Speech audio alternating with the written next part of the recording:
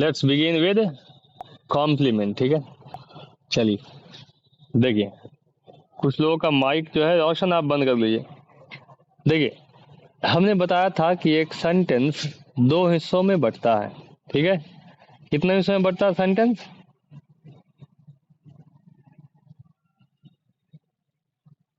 दो हिस्सों में बंटता है। सब्जेक्ट होता है और प्रेडिकेट होता है। ठीक है, सब्जेक्ट को छोड़ दीजिए, उससे हमको कोई लेना देना नहीं। प्रेडिकेट बंटता है दो हिस्सों में, वर्ब, और इधर आ जाता है हमारा ऑब्जेक्ट, कॉम्प्लीमेंट, अदर वर्ड। तीन चीजें।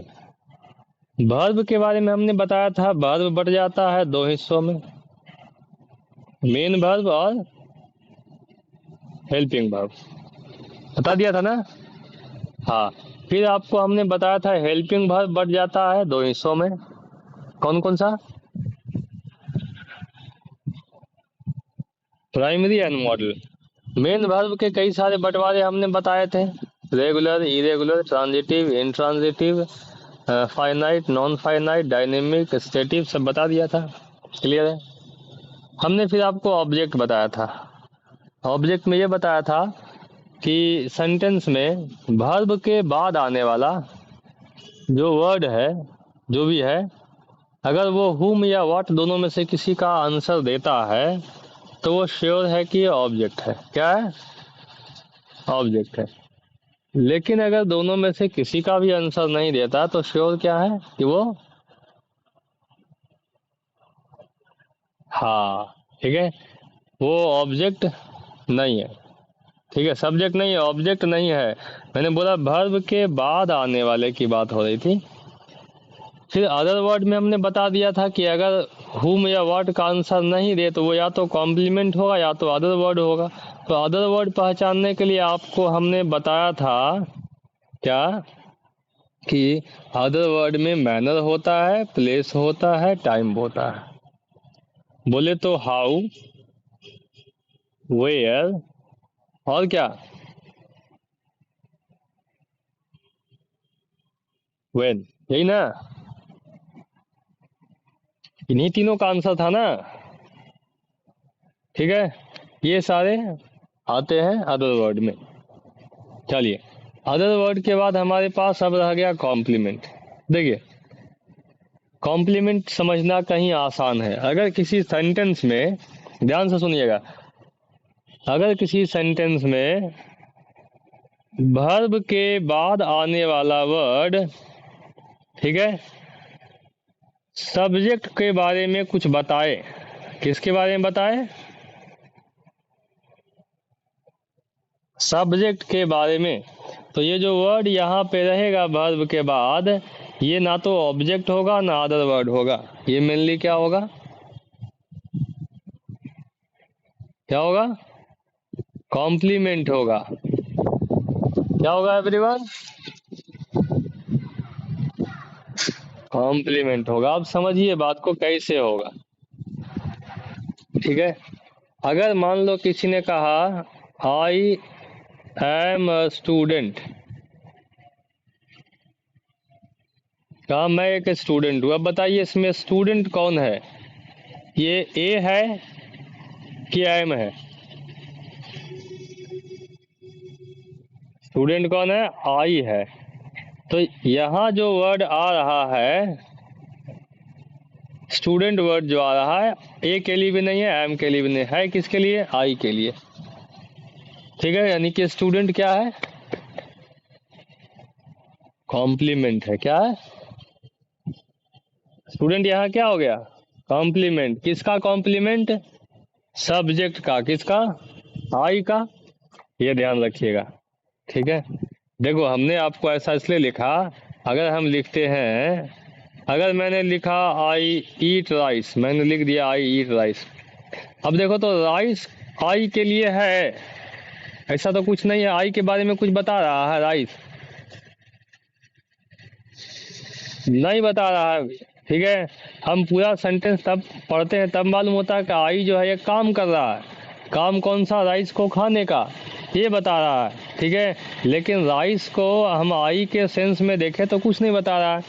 लेकिन हमने अगर कोई बोला, किसी ने अगर बोला ही इज इल, वह बीमार है लिखा, तो इसमें इल जो है इज के लिए है। अब ही के लिए है तो ही के बारे में कुछ बता रहा है कि नहीं बता रहा है, तो वो बीमार है ना। तो इसीलिए इल क्या हो गया, ऑब्जेक्ट है, कॉम्प्लीमेंट है, करेक्ट है। सारे में आप देख लीजिए, ठीक है, वहां पे आपको ये रहेगा। अब कॉम्प्लीमेंट में क्या क्या चीजें होती है मेनली आप समझ लीजिए। या तो नाउन रहेगा या तो एडजेक्टिव रहेगा। क्या क्या रहेगा, या तो फिर एडवर्ब रहेगा। तीनों में से कोई एक चीज रहेगा। क्या क्या रहेगा एवरीवन, एडवर्ब। अब कैसे कैसे रहेगा, जैसे देख लो, मैंने सबसे पहले सेंटेंस लिखा था I am a student. Student जो है वो क्या है, संज्ञा है ना, ठीक है, नाउन है। अब इसके बारे में बता रहा है तो इस सेंटेंस में हो गया क्या, कॉम्प्लीमेंट। सेंटेंस में क्या हो गया, कॉम्प्लीमेंट हो गया। फिर अभी एक सेंटेंस हमने लिखा था, ही इज इल लिखा। इल मीन्स क्या होता है, बीमार। ये हो गया क्या, ये एडजेक्टिव है, किसके लिए आ रहा है, ही के लिए आ रहा है। इल यहाँ पे कॉम्प्लीमेंट हो गया, सेंटेंस में क्या हो गया, कॉम्प्लीमेंट हो गया। क्लियर।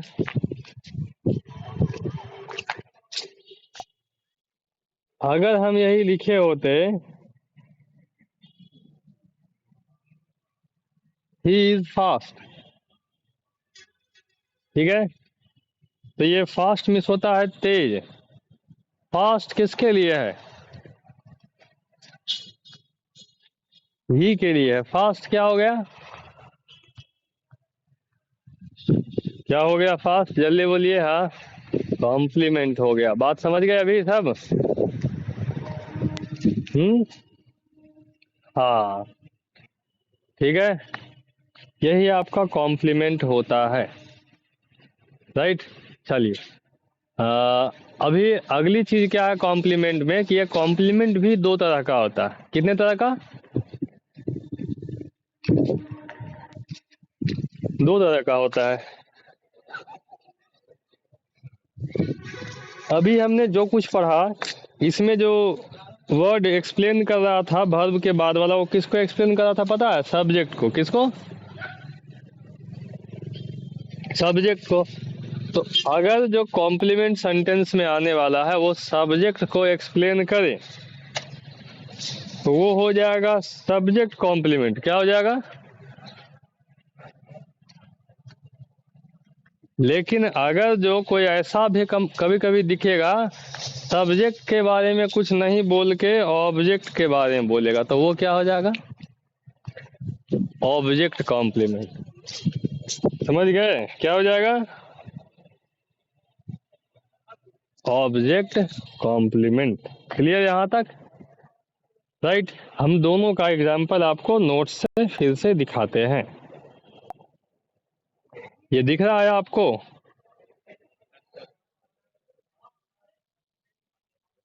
चलिए देखिए, ध्यान से देखिए क्या कहता है ये।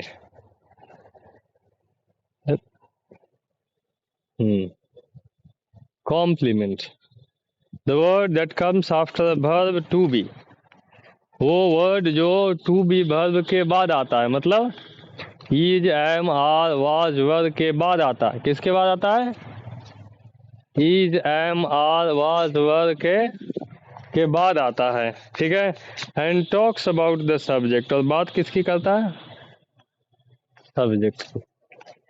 उसे कहते हैं क्या, उसे कहते हैं क्या, कॉम्प्लीमेंट। उसे हम लोग कहते हैं कॉम्प्लीमेंट। आगे, अभी हमने यही बात बताया, ही इज ए डॉक्टर। ही के बारे में बता रहा, दे आर स्टूडेंट्स। दे के बारे में बता रहा। हाँ, एक बार फिर से देखो रोशन, ऐसे समझिए इसको, डेफिनेशन छोड़ दो तुम, ठीक है, ये दिख रहा है ना। अगर ये सब्जेक्ट है और इसके बाद में मिल जाए इज, एम, आर, वाज या वर, ऐसा कुछ वर्ड लिखा रहे, ठीक है, और उसके बाद अगर जो ये सब लिखा हो, डॉक्टर, इंजीनियर, स्टूडेंट, ये सब लिखा हो ना, ठीक है, तो ये जो है यहाँ आने वाला वर्ड जो है इसके बारे में बात कर रहा है, किसके, सब्जेक्ट के बारे में। इसलिए ये डॉक्टर जो लिखा है ये असल में कॉम्प्लीमेंट है। क्या है, क्लियर। फिर यहाँ भी वही चीज, दे आर स्टूडेंट्स में स्टूडेंट्स कौन है, आर नहीं है, कौन है, दे है, इसलिए यहाँ पे स्टूडेंट्स क्या हो गया, कॉम्प्लीमेंट हो गया। क्या हो गया, she is sick, sick means बीमार होता है, बीमार कौन है, इज है, शी है, तो इसलिए सिक क्या हो गया यहाँ पे, कॉम्प्लीमेंट हो जाएगा, ठीक है, समझ गए। लेकिन कॉम्प्लीमेंट होता है दो तरह का, कितने तरह का,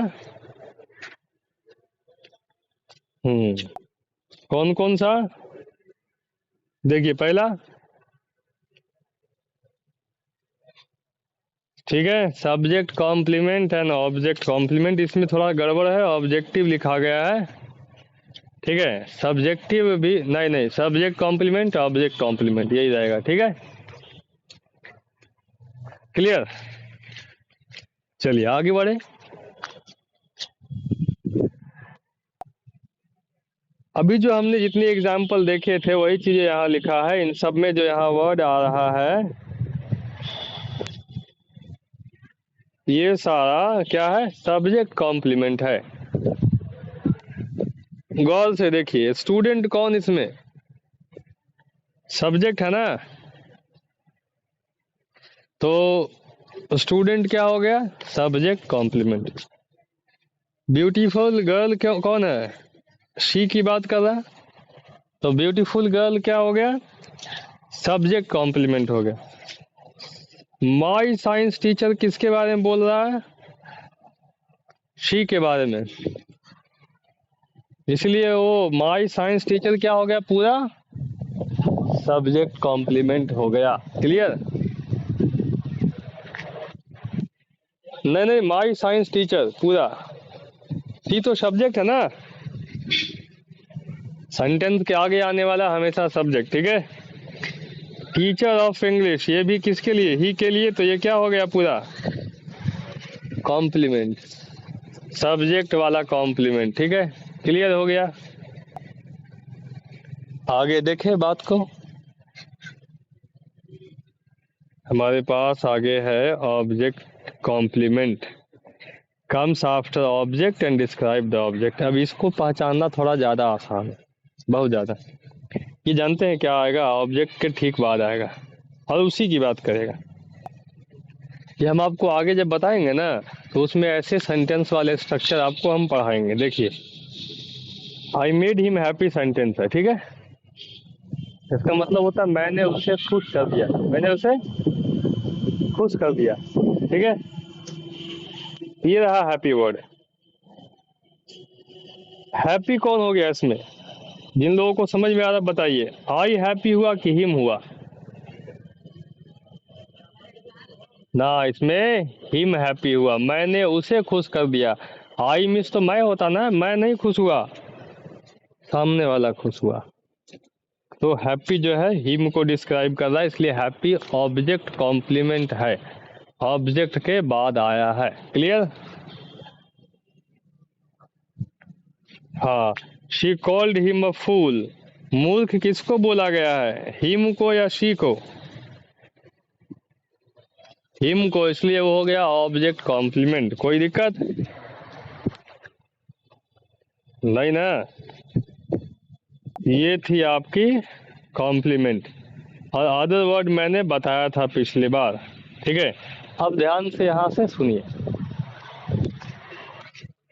इंग्लिश में एक पूरे सेंटेंस का स्ट्रक्चर ये होता है। किसी का माइक ऑन है, बंद कीजिए, आवाज आ रहा था। तो इंग्लिश लैंग्वेज में सेंटेंस का प्रॉपर स्ट्रक्चर ये होता है। सबसे पहले सब्जेक्ट, अगर हेल्पिंग वर्ब लगना है तो उसके बाद हेल्पिंग वर्ब, मेन वर्ब लगना है उसके बाद मेन वर्ब, फिर ऑब्जेक्ट आता है, या तो कॉम्प्लीमेंट आता है या अनदर वर्ड आता है। यही प्रक्रिया चलती है। ठीक है, ये इसलिए लिखा गया है क्योंकि हमारे हिंदी में जो सेंटेंस का अरेंजमेंट, सेंटेंस में शब्दों का अरेंजमेंट होता है थोड़ा अलग होता है। हिंदी में पहले सब्जेक्ट आता है, ठीक है, उसके बाद ऑब्जेक्ट आता है, तब वर्ब आता है।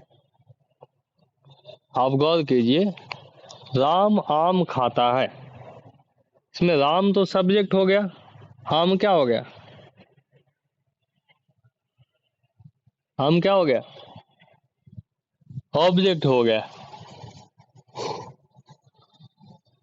और खाना, इंग्लिश इस खाना क्या हो गया? वर्ब हो गया। ठीक है, तो हमने हिंदी के अनुसार क्या देखा? सब्जेक्ट ऑब्जेक्ट वर्ब का पैटर्न चलता है। मैं मकान बनाता हूँ, मैं सब्जेक्ट, मकान ऑब्जेक्ट, बनाना वर्ब। वह गीत गाता है, वह सब्जेक्ट, गीत जो है ऑब्जेक्ट, उसके बाद गाता है वर्ब।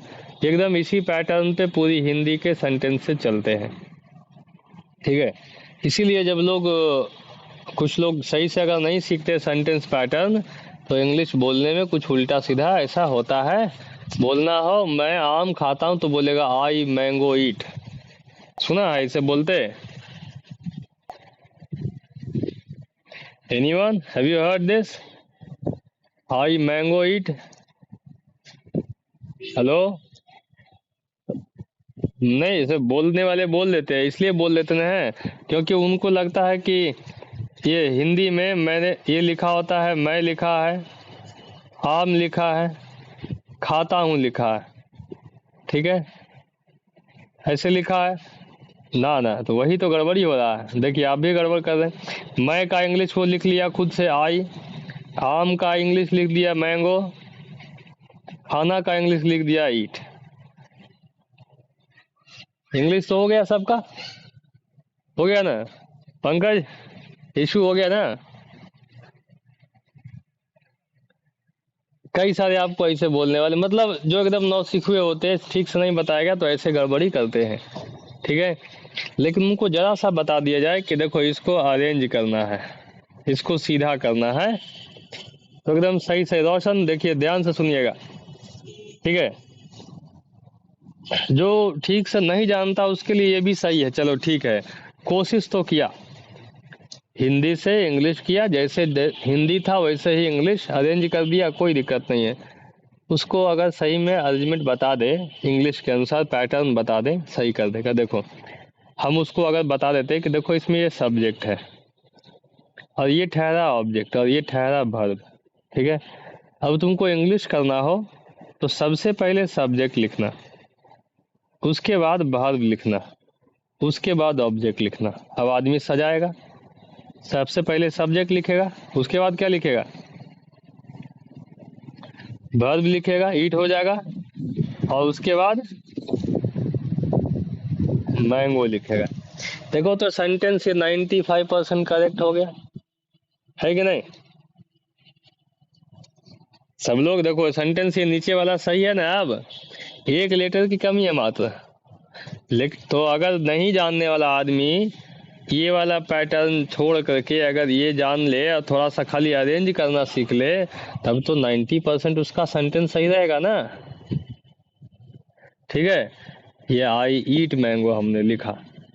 हाँ, अगर यहाँ पे ही लिखा होता तो भले ही ईट्स मैंगो में एस कहता कि सर एस कहाँ से लगेगा, तो एस को लेके कंफ्यूजन रहता, लेकिन सेंटेंस का अरेंजमेंट तो सही रहता।